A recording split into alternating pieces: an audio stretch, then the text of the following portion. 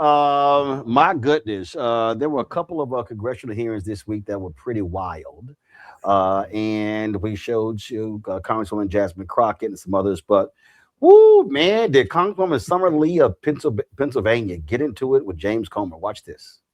So many people on this committee have already articulated nobody here believes that rooting out fraud and waste and abuse is not a top priority of this committee, of our caucus, of their conference. It is. If you're on this committee, it is the top charge that we all undertake incredibly seriously. But I think, like so many things with the modern Republican Party, it's like you're skulking right around the edge of things, but too often, your bigotry, the Republican Party's own bigotry, is imprisoning them and keeping them from ever actually doing something that helps, not harms, the American people. And this is another one of those instances, right? When it's a person of color, if it's 2 or 3, it's a pattern, and the entire community must be indicted. But if it's 100 Republicans, it's just not bad. Neither here nor there, because it's important.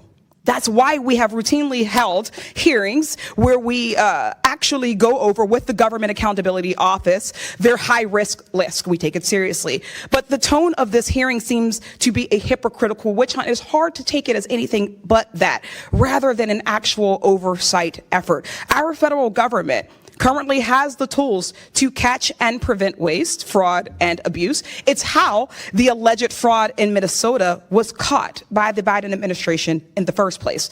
Mr. Blue, as a former federal prosecutor, you're familiar with some of the tools that we have, correct? Yes. Just briefly, could you please verify the following tools for me? Yes or no? Does the Government Accountability Office work to reduce waste, fraud, and abuse? Yes. Do inspectors generals work towards these goals? Absolutely. What about the Council of the Inspectors General on integrity and efficiency? Yes. Are whistleblowers important to rooting out waste, fraud, and abuse? Absolutely. Has the Trump administration helped or hurt these tools? Certainly hurt it by disbanding the Council for Inspectors General and then ultimately firing 19 IJs. Thank you. That's right. Again and again, Trump has attacked the oversight mechanisms within the federal government. He illegally fired 17 inspectors general and other key personnel. He goes after whistleblowers and he tries to roll back their protections. He routinely ignores the rampant corruption within his own administration.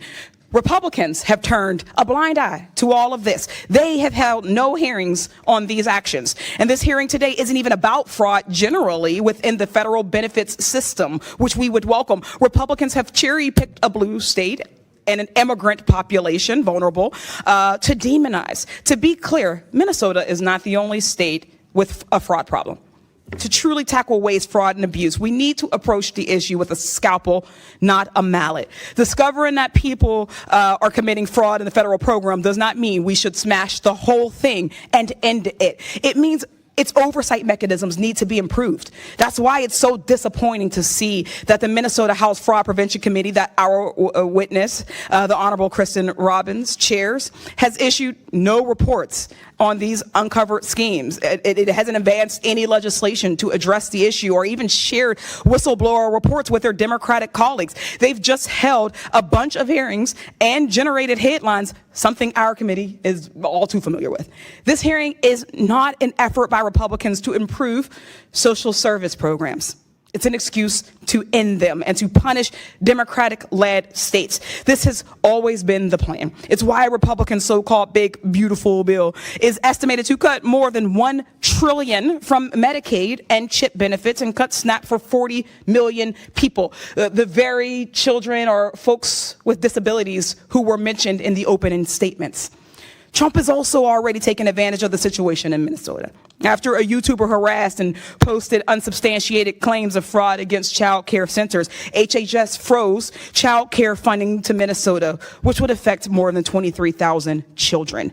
Just yesterday, Trump also froze approximately $10 billion in funding for programs supporting child care, social services, grants, and cash assistance in not only Minnesota, but in other Democratic-led states, California, Colorado, New York, and Illinois, no matter what party we're elected to, we represent the people of our district, Democrat or Republican. We represent as the federal government all people of all states, irrespective of how they voted. That's a charge that I took, and I would like and hope that you all would do the same. When so many of these social service programs are being gutted and defunded, fraud becomes even more harmful, as that means even less money is going to people who need it. People need these programs. This situation should be an opportunity to take a deep look at the programs and improve their oversight abilities, not an excuse to cut them entirely. If we care about the most vulnerable, if we care about the most marginalized, this is an opportunity to do so, and I welcome us to actually do that one day.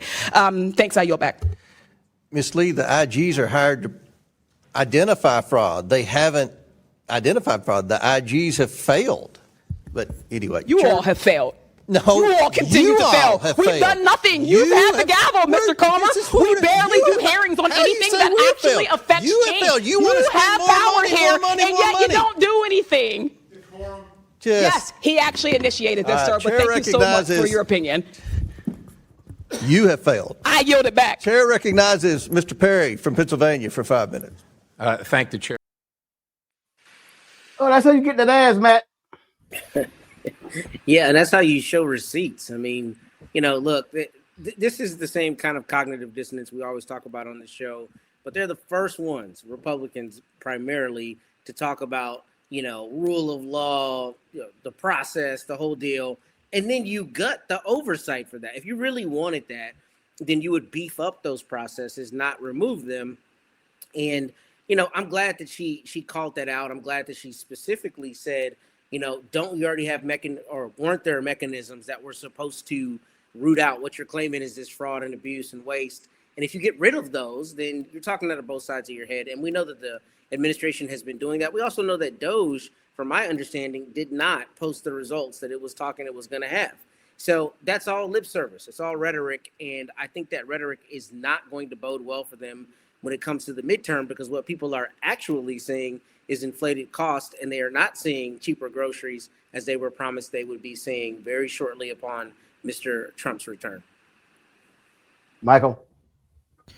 Yeah, Summer Lee exposed more of this nonsense coming from the Trump administration and coming from these feckless Republicans in a very unproductive 119th Congress.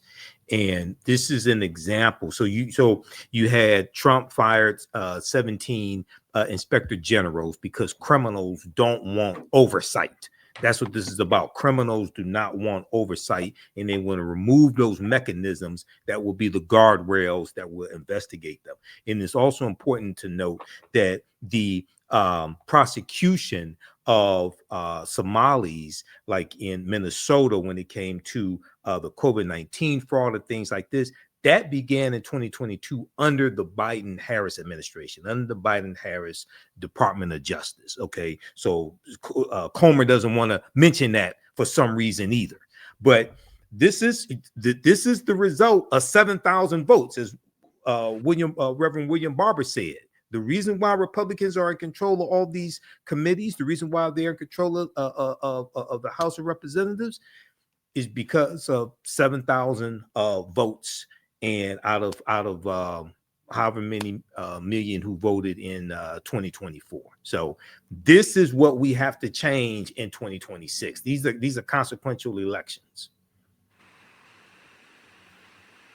Oh, they are indeed are. And so we'll see exactly how people want to operate when it comes to this. Hello, I'm Isaac Hayes III, founder and CEO of Fanbase, and I'm here with a very important message. We are at a turning point in the Black community where we must have equity in the apps we use that scale to billions of dollars. But this time, we own the infrastructure, we own the culture, and we shape the future. And Fanbase is the future. Fanbase combines the free functionality of Instagram, TikTok, and YouTube into an all-in-one platform built for the evolution of social media and monetization. With over 1.4 million users, that's real proof that we are shifting the conversation of tech ownership and equity for creators. So right now, I want you to go to startengine.com/fanbase and invest today. The minimum to invest is $399. That gets you 60 shares of stock in Fanbase at $665 a share. This marks a turning point in Black ownership of social media. If we don't take this opportunity to own social media right now, we will always be customers to our own creations. And that can't go on. So once again, go to startengine.com/fanbase and invest today. We must own the platforms where our voices live, our stories matter, and where our culture drives the world. Thank you.